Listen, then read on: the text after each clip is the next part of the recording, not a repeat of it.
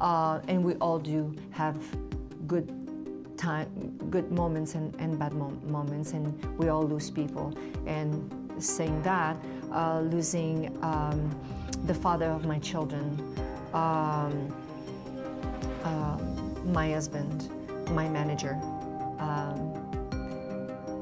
the person that I love the most.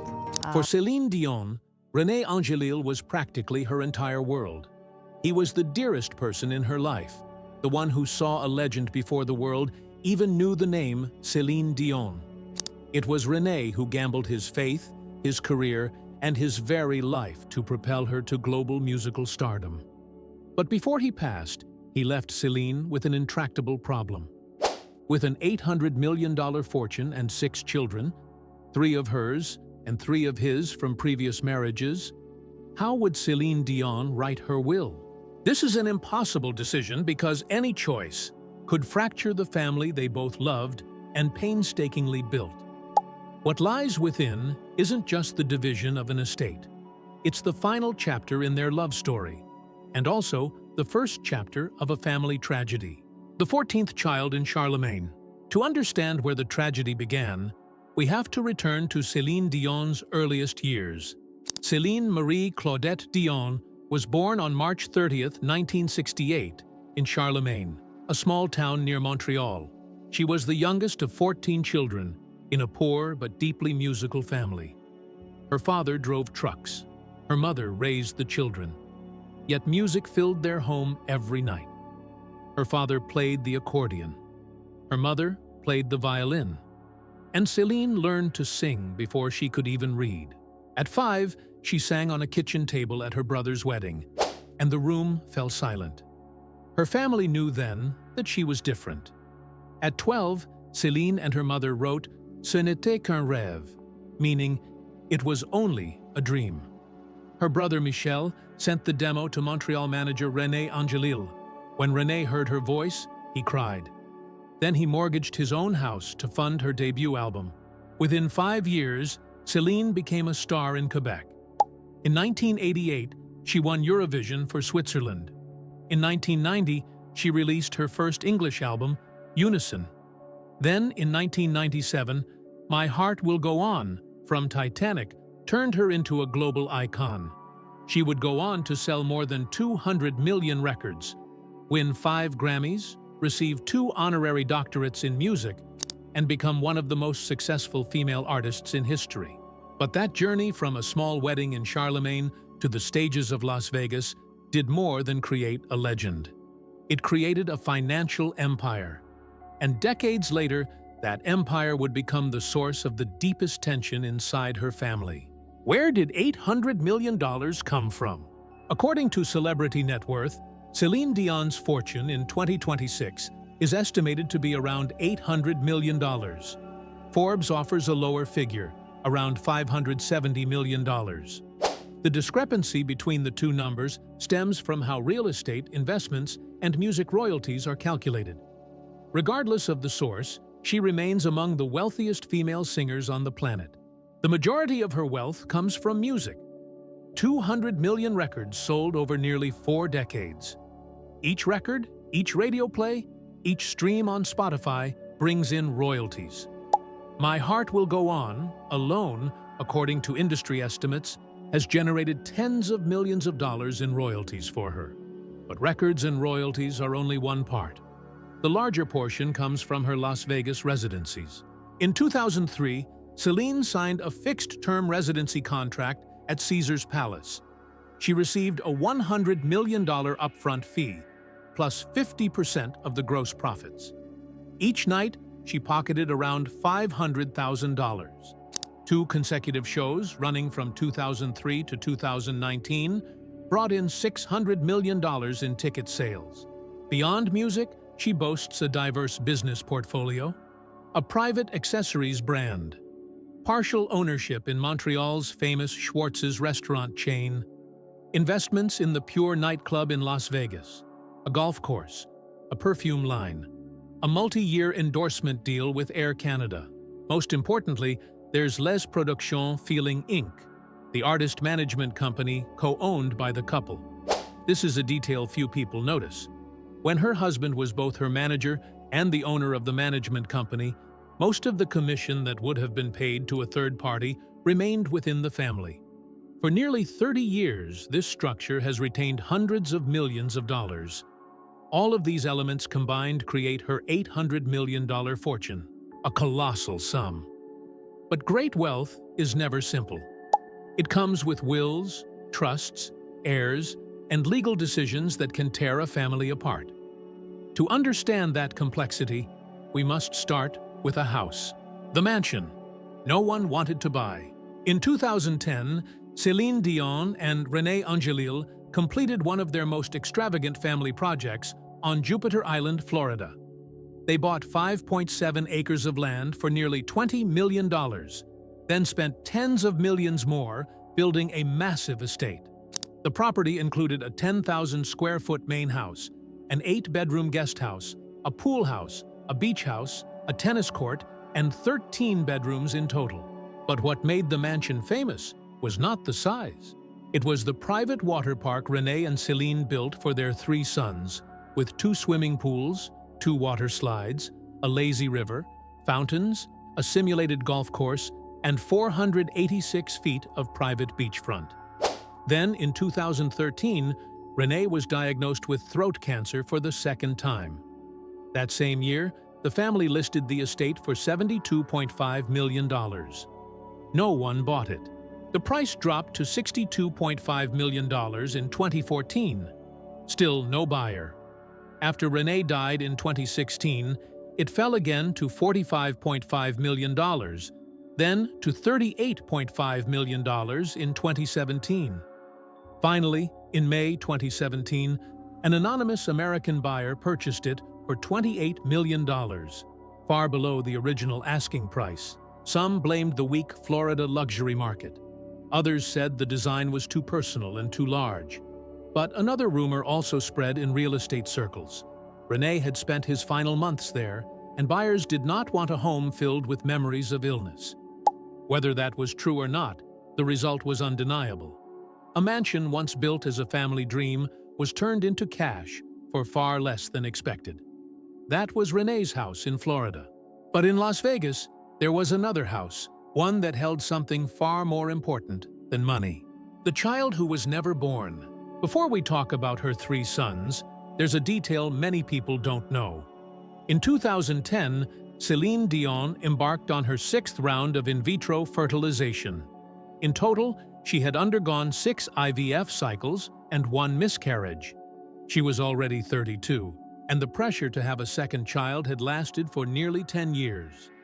During that final IVF round, she became pregnant with triplets. By the 8th week of pregnancy, doctors discovered that one of the 3 fetuses had stopped developing. In an interview with Hello magazine after giving birth, Celine described it in her own way. She said that a small baby decided to step back so that its 2 siblings could live. She called it the family's silent angel. The other 2 babies were carried to term. In October 2010, Celine underwent a C-section at St. Mary's Medical Center in West Palm Beach, Florida. Eddie was born at 11:11 a.m. Nelson was born exactly 1 minute later. Eddie was named after Eddie Marne, the music producer who worked on Celine's first 5 albums and whom she considered a spiritual father. Nelson was named after Nelson Mandela, whom Celine met while touring in Africa. The 2 boys grew up protected. At 5, their father passed away. 12 years later, their mother was diagnosed with a rare disease. They are still there, with their older brother, living under the roof in Las Vegas. But there was another boy who was present even before them. 3 sons and a decision. Céline Dion's first child, René Charles Angélil, was born on January 25, 2001, after multiple rounds of IVF. Celine called him her miracle child. At the time, she was 32, while René was 59. Today, René Charles is grown and has followed his parents into music. But unlike his mother, he does not use the Dion surname. On music platforms, he releases songs as R.C. Angélil and Big Tip. In 2018, His remixes of The Weeknd's songs reached #1 and #2 on SoundCloud's R&B New and Hot chart. In 2021, he released his debut EP, Casino 5. He told the media that he wanted to build his own name, not live in his mother's shadow. But inside a family tied to an $800 million fortune, that choice carries more weight. Was it simply the dream of a young artist, or a quiet way to separate himself from the complicated René Angélil inheritance? By avoiding the Dion name, René Charles also keeps his music career, contracts, and income separate from his mother's brand. In a family where fame, money, and legacy are closely connected, that is not a small decision. In January 2016, René Angélil died after a 20-year battle with throat cancer. His funeral was held with national honors at Notre Dame Basilica in Montreal. René Charles, then 15, delivered the eulogy, saying his father had left him enough memories to share with his younger brothers. Eddie and Nelson were only 5 at the time. Celine did not explain death to them directly. She told them their father had flown away with balloons. For months, the twins slept in her bed. By 2024, all 3 sons appeared with Celine at the 66th Grammy Awards. René Charles escorted her on stage as she presented Album of the Year to Taylor Swift, marking her first major public appearance since announcing her illness. 3 sons. A name kept separate. A national funeral. A story about balloons. Each detail matters when placed beside an $800 million fortune. But Celine is not the only mother in this inheritance story. The man's children from before. Before marrying Céline Dion in 1994, René Angélil had already lived an entire life. Born in Montreal in 1942, he was 26 years older than Celine and had been married twice before meeting the 12-year-old girl from Charlemagne. From his first marriage, René had a son, Patrick Angélil. From his second, he had 2 children, Jean-Pierre Angélil and Anne-Marie Angélil. Anne-Marie later became a media personality in Canada and married Quebec singer-songwriter Marc Dupré, who once performed a duet with Celine on Tout près du bonheur. So the Angélil family does not include only Celine's 3 sons. It includes 6 children in total, 3 from Celine and 3 from René's earlier marriages. When René died in 2016, his estate was estimated at around $70 million, including the Florida mansion.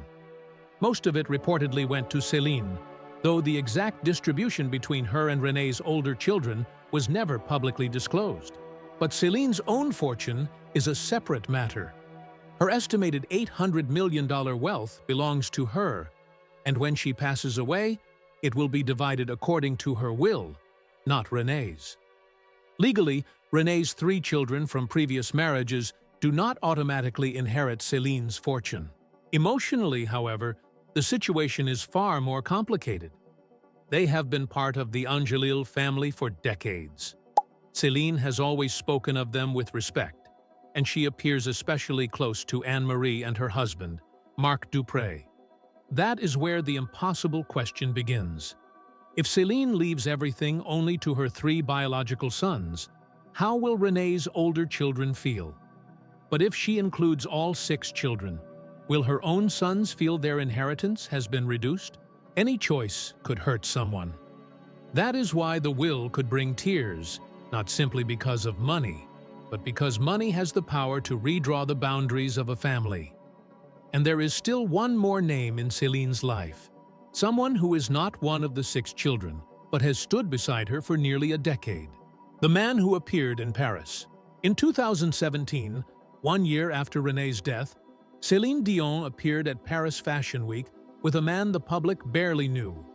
His name was Pepe Munoz, a dancer and illustrator living in France, about 17 years younger than her. The press immediately speculated about a romance. Celine denied it, saying Pepe was only a close friend and a dancer who had worked with her on tour. But the rumors did not disappear. For years, he was seen with her in Paris, at public events, in airport photos, and later was reportedly among the people helping care for her as her illness worsened. Pepe also described Celine not as a lover, but as a sister and a spiritual mother. Still, fans remained divided. Some believed Celine deserved companionship after losing René. Others felt she still belonged to the memory of her husband. But the real issue is not romance, it is inheritance. If Celine had a formal partner, laws in parts of the US and Canada could allow that person to claim part of an estate, especially after a long period of living together. That is why some analysts believe Celine's decision to call Pepe a friend, not a partner, may also protect her assets and keep them reserved for her children. There has been no official confirmation, and Celine has never publicly discussed her will. But while the question of Pepe remains unanswered, another battle has been unfolding inside Celine's own body. 1 in a million. In December 2022, Céline Dion finally revealed why she had been canceling so many performances. She had stiff person syndrome, a rare autoimmune neurological disorder that affects roughly 1 in a million people. The disease causes severe muscle stiffness, spasms, and pain. For a singer, it can also affect the breathing and laryngeal muscles, directly threatening the voice. Celine had been suffering symptoms since 2019, but kept it private for nearly 4 years. During that time, she canceled 26 shows on her Courage World Tour and disappeared from public life. Fans guessed everything from depression to accidents, but the truth came in a self-recorded video from her home. With red eyes, she admitted she could no longer control the spasms and did not know when she could sing again. In June 2024, Amazon Prime released I Am Céline Dion, directed by Irene Taylor. The documentary showed Celine's illness with almost no filter.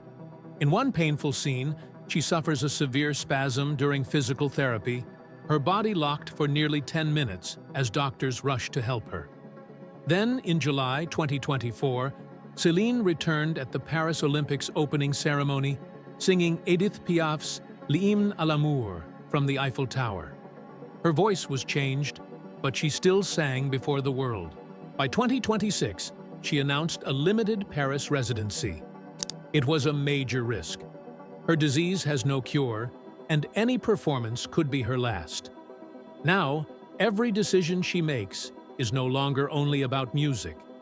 It is about her 3 sons, her future, and the will signed back in 2016, what René left behind. When René Angélil's throat cancer returned in 2013, he and Céline Dion had 3 years to prepare. Reports from Quebec business lawyers suggest the family worked with several law firms during that period, though no details were made public. What is known is that Les Productions Feeling Inc., the management company co-owned by the couple, underwent important corporate changes. After René died, Celine inherited his share and became the sole owner. This mattered because the company does more than manage her career. It controls image rights, licensing deals, and the Céline Dion brand itself. In recent years, signs suggest its structure may be preparing for the next generation. René Charles is building his own music career without using the Dion name, yet he remains close to Celine publicly. He appeared with her at the 2024 Grammys, attended the documentary premiere, and is the only one of her sons presented to the public as an artist. Eddie and Nelson, meanwhile, are still young and mostly kept away from the media. In the documentary, they appear only in private family moments, playing, talking with their mother, and comforting her during illness. No one outside the family knows how Celine's will divides the estate. But some things are likely. Her $800 million fortune is not just cash. It includes real estate, royalties, company shares, and investments, which cannot simply be split into equal pieces. René Charles is already grown, while Eddie and Nelson are still minors, so trusts may be used to protect their inheritance. There may also be some provision for René's children from previous marriages, even if only symbolic. One day, when the will becomes public, the family may have to face a painful truth. Some may receive more, some may receive less, some may receive nothing. And that is when the tears may come, not because of the money itself, but because money can redraw the boundaries of a family. The true legacy isn't in the vault. There is one thing Céline Dion has repeated since 2016. She says she is not afraid to die. She is afraid of not being there for her 3 sons. Since 2022, she has been preparing them for that truth. In the documentary, Celine sits with Eddie and Nelson and explains her illness plainly. She does not hide it or soften it. She tells them their mother has an incurable disease, that she will keep fighting, but that they need to understand what is happening. When the twins were 5, they were told their father had flown away with balloons. Now, years later, their mother speaks to them with honesty. The $800 million fortune can be divided. It can create arguments. It can separate people. But Celine is leaving her children something no will can contain. She is teaching them how to face loss. When René died, she kept singing. When illness attacked her body, she revealed the truth. When her voice changed, she still returned to the stage. Not for money, not for fame, but to show her sons that life can break you, and you can still choose not to give up. That is the legacy no document can divide. In the end, Céline Dion's story is not really about an $800 million fortune. It is about what happens when love, grief, illness, children, memory, and legacy all meet inside one final decision. A will can divide houses, royalties, companies, and bank accounts, but it cannot divide the years René gave to Celine, the pain she carried after losing him, or the responsibility she now feels toward the children left behind. One day, when Celine's final wishes are revealed, some people may understand them. Others may be hurt by them. But whatever she chooses, it will not be just a financial decision. It will be the last message she leaves to the family René and Celine built together. So what do you think Céline Dion should do? Leave everything equally to her 3 sons? Include René's 3 children from previous marriages? Or set aside part of her fortune for charity and stiff person syndrome research? Share your thoughts in the comments below. And if Celine's story made you think differently about fame, family, and inheritance, wait until you hear what happened to Whitney Houston.